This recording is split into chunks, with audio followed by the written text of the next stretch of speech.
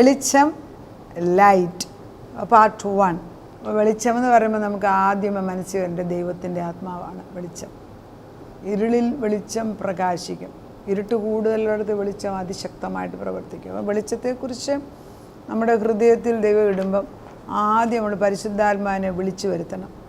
നമ്മുടെ ഹൃദയം ഇരുട്ട് പിടിച്ചതാണെങ്കിൽ പരിശുദ്ധ പ്രാവേ, പരിശുദ്ധാത്മാവേ, വെളിച്ചമായിട്ട് ഞങ്ങളുടെ ഉള്ളിലേക്ക് കടന്നു വന്ന് ഇരുട്ടിനെ അടിച്ചു മാറ്റണം. Expel the darkness. ഇരുട്ടിനെ അടിച്ചു മാറ്റാൻ വെളിച്ചത്തിന് മാത്രമേ സാധിക്കത്തുള്ളൂ. അതുകൊണ്ട് ഞങ്ങളുടെ ഉള്ളിൽ വെളിച്ചത്തിനെതിരായിട്ടുള്ള സകല ഭയം, ഭാരം, ഭീതി, ദുഃഖം, സങ്കടം, രോഗം, അവിശ്വാസം, ഇങ്ങനെ പലതുണ്ട് പിച്ച.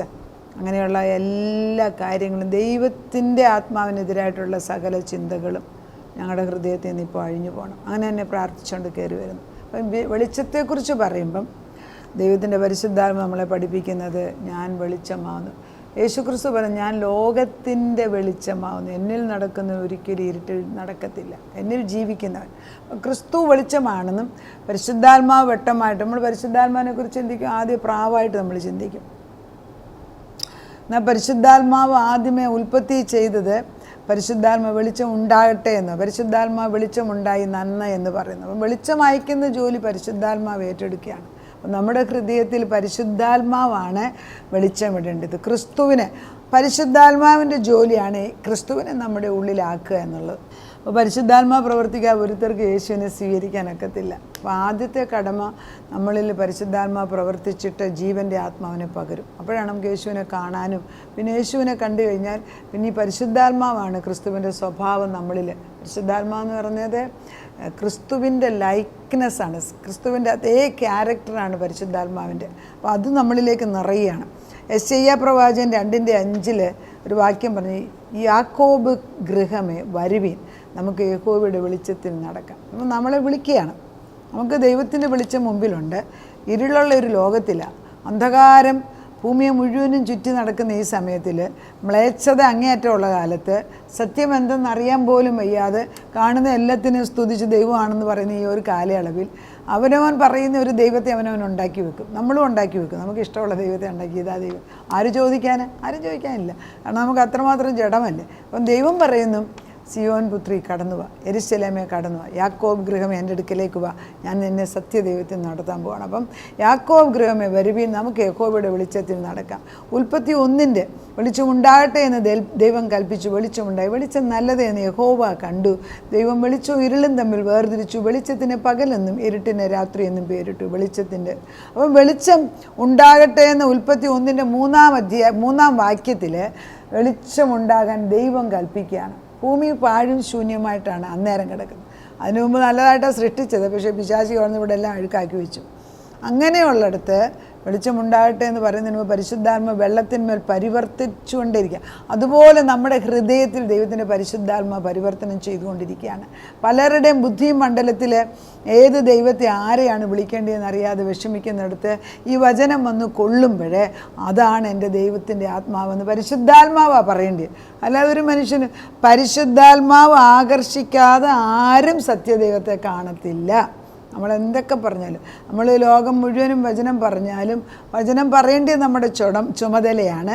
പക്ഷേ ആത്മാവിലാക്കി ദൈവത്തെ സ്വീകരിപ്പിക്കുക, യേശുവിനെ സ്വീകരിച്ച് രക്ഷിതാവാക്കിയെടുക്കുന്ന ജോലി പരിശുദ്ധാത്മാവുണ്ട്. ദൈവം വെളിച്ചത്തിൻ്റെ പ്രത്യേകതയെക്കുറിച്ചാണ് നമ്മൾ പഠിക്കാൻ പോകുന്നത്.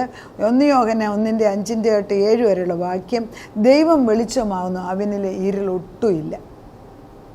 അതായത് നട്ടുച്ചയ്ക്ക് സൂര്യൻ്റെ താഴെ വന്ന് നിൽക്കാമെങ്കിൽ അവിടെ നിഴലില്ല. നമ്മൾ ദൈവത്തെ പൂർണ്ണ വെളിച്ചമായിട്ട് കാണുകയാണെങ്കിൽ അവിടെ നിഴലില്ല. വെളിപ്പാടിനകത്ത് പറയുന്നുണ്ട്, അവിടെ സൂര്യനും ചന്ദ്രനും ഇല്ല, ദൈവം തമ്പുരാൻ തന്നെയാണ് വെളിച്ചം, യഹോവ നിൻ്റെ വെളിച്ചം. യെശയ്യായി പറയുന്നുണ്ട്. അപ്പം ദൈവം വെളിച്ചമാവുന്നു, അവനിൽ ഇരുളൊട്ടുമില്ല.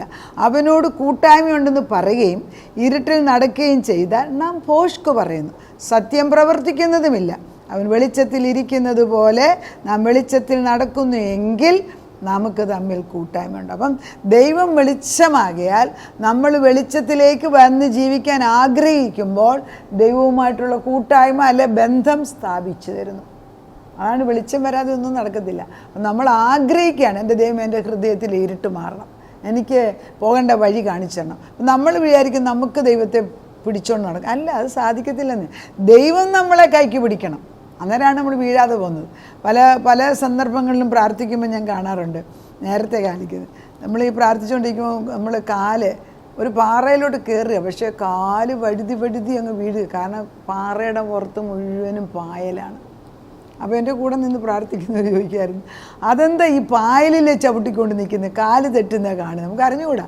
ആത്മാവിൻ്റെ ആ തീഷ്ണത ഇല്ലെങ്കിൽ നമ്മൾ ചവിട്ടി നിൽക്കുന്ന സ്ഥലം ഉറപ്പുള്ളതല്ലെങ്കിൽ മുകളിലോട്ട് കയറാനൊക്കത്തില്ല. അതുകൊണ്ടാണ് പാറയാകുന്ന ക്രിസ്തുവിൽ, വചനത്തിൽ, സത്യവചനത്തിൽ വീട് പണിയണം ദൈവം ആഗ്രഹിക്കുന്നത്. നമ്മുടെ ലാഡർ എന്ന് പറയുന്നത്, ജേക്കബ്സ് ലാഡർ എന്ന് പറയുന്നത് ഈ നമ്മൾ കാണുന്ന സ്റ്റെപ്പല്ല, ദിറ്റ് ഈസ് എലിപ്റ്റിക്കലാണ്. അത് വട്ടത്തിലാണ് കയറിപ്പോകുന്നത്. അതേ കൂടെ കയറി ചെല്ലണമെങ്കിൽ ഇവിടെ വെച്ചിരിക്കുന്ന ലാഡറിൻ്റെ അറ്റം സ്വർഗത്തിലായിരിക്കണം. വേറെ എവിടെയാണെങ്കിലും നമ്മൾ സ്വർഗത്തിൽ കയറി അല്ലെ ദൈവത്തിൽ കയറി ചെല്ലൂല. നമ്മൾ വേറെ വല്ലയിടത്തും 1 ഡിഗ്രി മാറിയാൽ നമ്മൾ തെറ്റിപ്പോകും. അപ്പം we are be very careful. ഈ വെളിച്ചത്തിൽ ജീവിക്കാൻ നമ്മൾ യോഹന്നാൻ്റെ 1:5 പറയുന്നത്, അവനിൽ ജീവൻ ഉണ്ടായിരുന്നു, ജീവൻ മനുഷ്യരുടെ വെളിച്ചമായിരുന്നു, വെളിച്ചം ഇരുളിൽ പ്രകാശിക്കുന്നു, ഇരുളോ അതിനെ പിടിച്ചടക്കിയില്ല. അപ്പോൾ വെളിച്ചം എവിടെയാണ് പ്രകാശിക്കേണ്ടത്? ഇരുട്ടിൽ. ഇരുട്ടിനെ നമുക്ക് ഇരുട്ട് കൊണ്ട് നേരിടാമെന്ന് ആരും വിചാരിക്കല്ലേ. ഇരുട്ടിനെ നേരിടണമെങ്കിൽ വെളിച്ചം അയക്കണം. അതാരാണ്? യേശു. ക്രിസ്തുവിൽ ജീവൻ ഉണ്ടായിരുന്നു, ജീവൻ മനുഷ്യൻ്റെ വെളിച്ചമായിരുന്നു. ഫിലിപ്പിയർ 2:14 പറയുന്നുണ്ട്, വക്രതയും കോട്ടവുമുള്ള തലമുറയുടെ നടുവിൽ നിങ്ങൾ അനിന്യരും പരമാർത്ഥികളും ദൈവത്തിൻ്റെ നിഷ്കളങ്ക മക്കളും ആകേണ്ടതിന് എല്ലാ പിറുപിറുപ്പും വാദവും കൂടാതെ ചെയ്യുവിൻ. അതായത് വക്രതയുള്ളതും കോട്ടവുമുള്ള ഒരു തലമുറയിൽ നമ്മൾ ജീവിക്കുന്നത്, അവിടെ നിന്നയില്ലാത്തവരും പരമാർത്ഥികളുമായിട്ട് ജീവിക്കണമെങ്കിൽ നിഷ്കള ഹൃദയമുണ്ടെങ്കിൽ നമുക്ക് പിറുപിറുപ്പ് വേണ്ട, നമുക്ക് ദൈവത്തോട് അവിശ്വാസം കൂടരുത്, ദൈവത്തോട് ആത്മാവിൽ ഒന്നിച്ച് നിൽക്കാൻ നമ്മൾ ആഗ്രഹിക്കണം.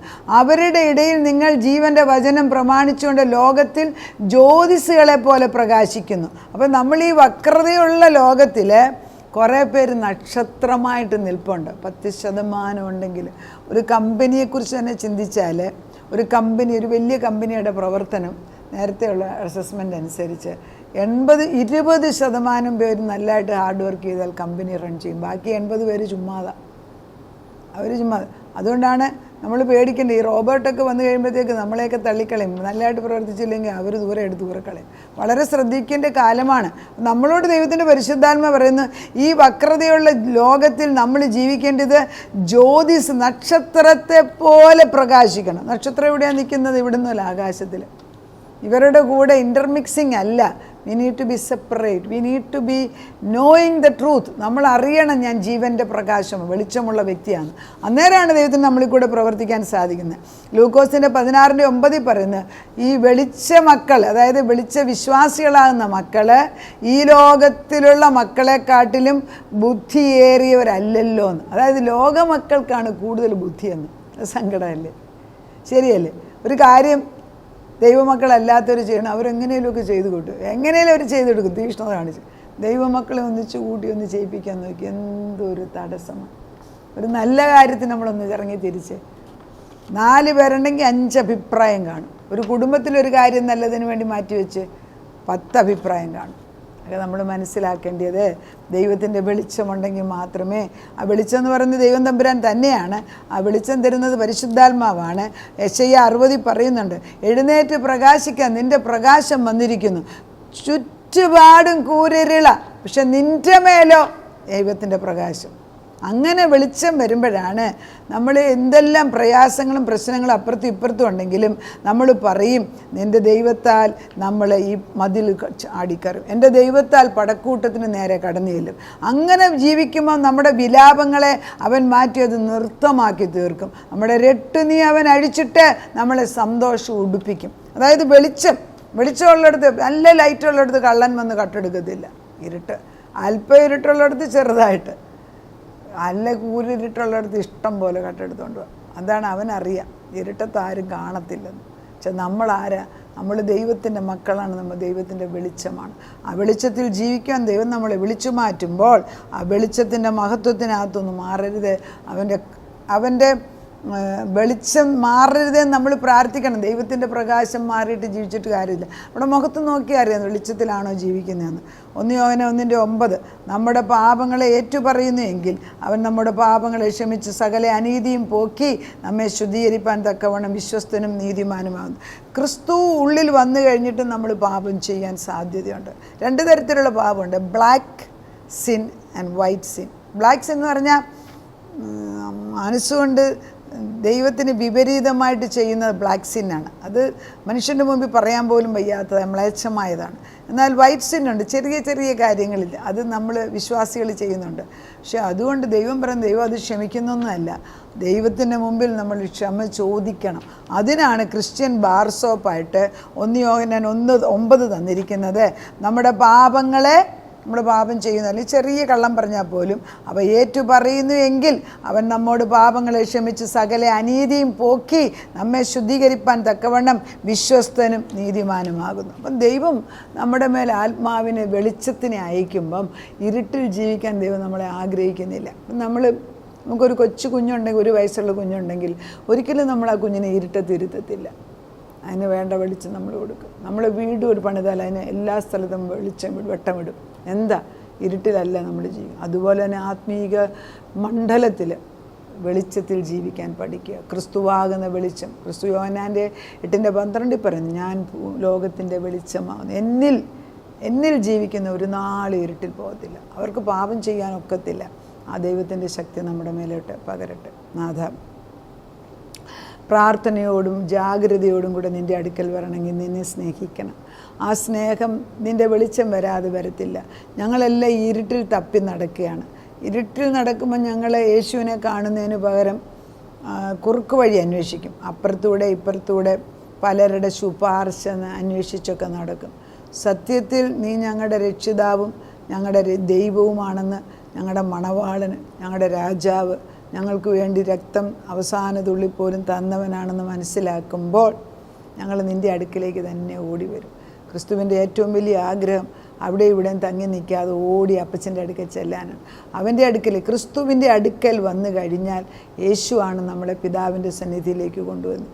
നിത്യമായ ജീവനെന്ന് പറയുന്നത് ദൈവമേ നീ പിതാവാം ദൈവത്തെ അറിയുകയും പിതാവ് അയച്ച പുത്രനെ അറിയുന്നതും തന്നെയാണ് നിത്യജീവൻ. നീയാകുന്ന വെളിച്ചത്തിലല്ലാതെ ആരും മനസ്സിലാക്കത്തില്ല. പരിശുദ്ധാത്മാവിൻ്റെ വെളിച്ചം ഞങ്ങളുടെ മേലേക്ക് അയച്ചിട്ട്, ക്രിസ്തുവാകുന്ന വെളിച്ചം ഞങ്ങളുടെ ഉള്ളിൽ പകർന്നിട്ട്, ഇരുട്ടിലുള്ള ജീവിതം വെറുത്തിട്ട് ദൈവത്തോട് ചേർന്ന് ജീവിപ്പാൻ ഞങ്ങളെ പഠിപ്പിക്കണമേ. ഞാനും എൻ്റെ കുടുംബമോ ഞങ്ങൾ ഒന്നിച്ച് ആ വെളിച്ചത്തിൽ ജീവിക്കാനും ദൈവത്തിൻ്റെ സത്യത്തിൽ മറ്റുള്ളവർക്ക് സത്യം പകർന്നു കൊടുക്കുവാനും ഞങ്ങളെ ജ്യോതിസുകളെ പോലെ, നക്ഷത്രങ്ങളെ പോലെ, കെടാത്ത വിളക്കുകളെ പോലെ ആക്കി തീർക്കണമേ എന്ന് പ്രാർത്ഥിക്കുന്നു. അവിടുന്ന് അങ്ങനെ ചെയ്തിരിക്കുന്നതിനാൽ സ്തോത്രം. പ്രാർത്ഥന കേട്ട് ഉത്തരം തന്ന ദൈവത്തിന് നന്ദി. യേശു ക്രിസ്തുവിൻ്റെ പൊന്നു നാമത്തിൽ തന്നെ ആമേൻ.